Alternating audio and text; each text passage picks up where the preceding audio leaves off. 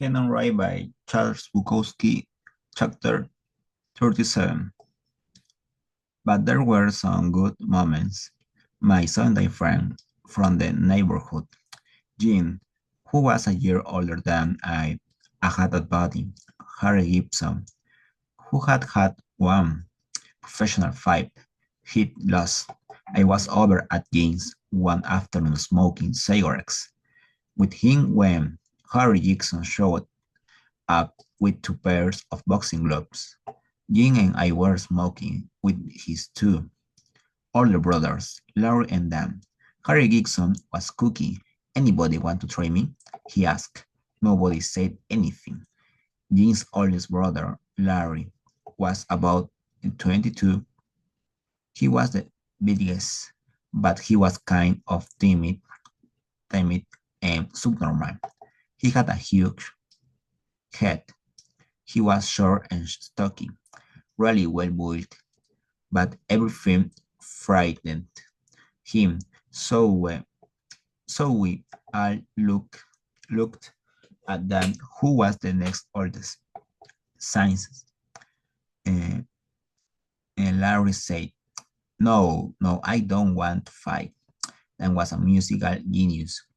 He had almost won a scholarship, but not quite. Anyhow, since Larry had paced up Harry's challenge, Dan put the gloves on with Harry Gibson. Harry Gibson was a son of a fish on shining wheels,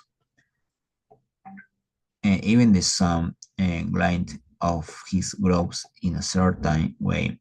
He moved with precision, aplomb, and grace. He pranced and danced around them, then held up his gloves and waited. Gibson's first punch struck in a crack like a rifle shot. There were some chickens in a pen in the yard, and two of them jumped into the air of the sun. Then spilled backwards. He was stretched out on the grass, both of his arms spread out like some cheap trees. Larry looked at him and said, I'm going into the house. He walked quickly to the screen door, opened in it, and was gone. We walked over to them. Dixon stood over him with a little grin on his face. Jim bent down, lifted the head up a bit. Then, you are right. Then shook his head and slowly sat up. Jesus Christ, the guy's carrying a leather weapon. Get these gloves of me. Jim unlaced one glove and I got the other. Then stood up and walked toward the back door like an old man. I'm gonna lay down. He went inside. Harry Gibson picked up the gloves and looked at Jim.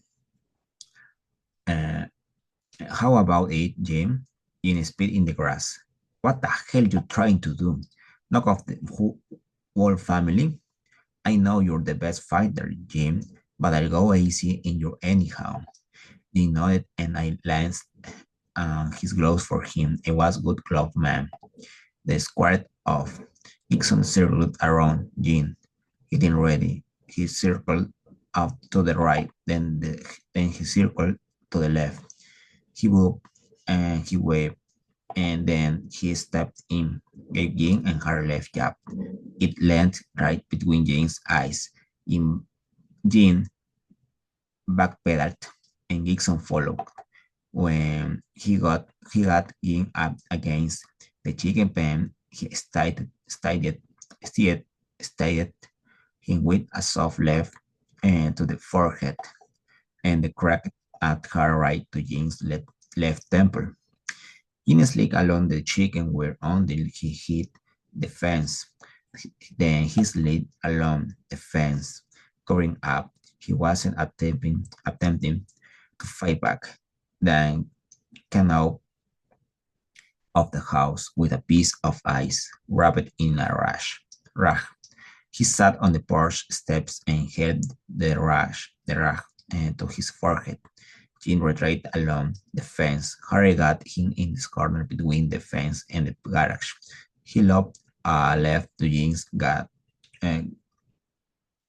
got, got and when Jim bent over the stranded him with a right uppercut. I didn't like it. Gibson wasn't going easy on Jim like he'd promised. I got excited. Hit the fucker back, Jim. He's yellow. Hit him. Gibson lowered his gloves, looked at me, and walked over. What did you say, punk? I was rooting my man on, I said, then was over getting the gloves of Jim. Did I hear something about being being yellow? You said you were going to go easy on him. You didn't. You're hitting him with every shot you got. You telling me a liar? He's saying don't keep your work. Come over and put the gloves on this punk. Jin and Dan came over and began putting the gloves on me. Take it easy in this guy, Ham. Jin said. Remember he's all tired from fighting us. Jin and I had fought barefaced and memorable day from 9 a.m. to 6 p.m. Jim had done pretty good. I had small hands, and if you have small hands, you've either got to be able to hit hard as hell or else be some kind of a boxer. It was only a little of each. The next day, my entire upper body was purple with bruises, and I had two fat lips and a couple of loose front teeth. Now I had to fight the guy who had just whipped the guy who had whipped me. Gibson circled to the left, then the right, then he moved in on me. I didn't see the left jab at all. I don't know where it caught me, but I went down from the left jab. I hadn't heard, but I was down. I got up. If the left could do that, what would the right do? I had to figure something out. Harry Gibson began to circle off to the left, my left, instead of circling to my right like I expect. I circled to my left. He looked surprised, and as we came together, he looked at we left, which caught him high and hard on the head. It felt great. If you can't hit a guy once, you can hit him twice. Then we were facing each other, and he came straight at me. Nixon got me with the jab, but as it hit me, I ducked my head down and to one side as quickly as I could. His right shone around over the top, missing. I moved into him and clinched, giving him a rabbit punch. We broke, and I felt like a pro. You got the him, Ham, yelled Jim. Go get him, Ham, yelled Dan. I rushed Gibson and tried a right lead. I missed, and his left cross flashed on my jaw.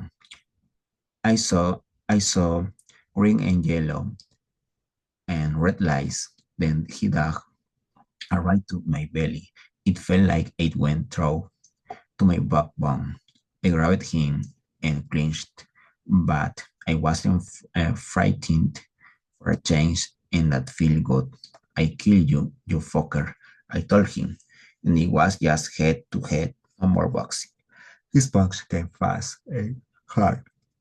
It was more accurate, had more power, yet it was landing some hard shots too. It made me feel good.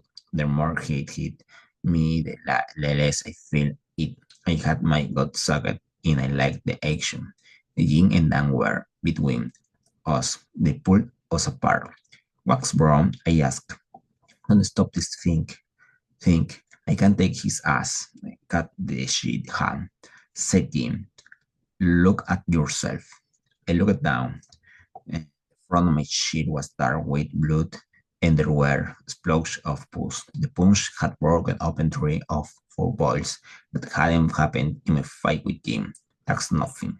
I said that just, but look, he wasn't for me. Give me a chance, and I could hit up. Go, how you'll get an infection of something, said Jim. All right, shit, I say, put the gloves off me. Jim unlaced me. When he got the gloves off, I noticed that my hands were trembling and also my arms to a lesser extent. I put my hands in my pockets, then took Harry's gloves off. Harry looked at me. "You're pretty good, kid." "Thanks. Well, I'll sell you guys." I walked off. As I walked away, I took my hands out of my pockets, then up the driveway, just at the sidewalk. I stopped, pulled out a cigarette, and stuck it into my mouth. When when I tried to strike a match, my hands were trembling so much I couldn't to do it. I gave them a wave, a real nonchalant wave, and walked away. Back at the house, I looked at myself in the mirror. Pretty damn good. I was coming along. I took off my shirt and threw it under the bed. I'd have to find a way to clean the blood off. I didn't have many shirts, and they'd notice at missing one right away. But for me, I had finally been a successful day, and I hadn't had too many of those.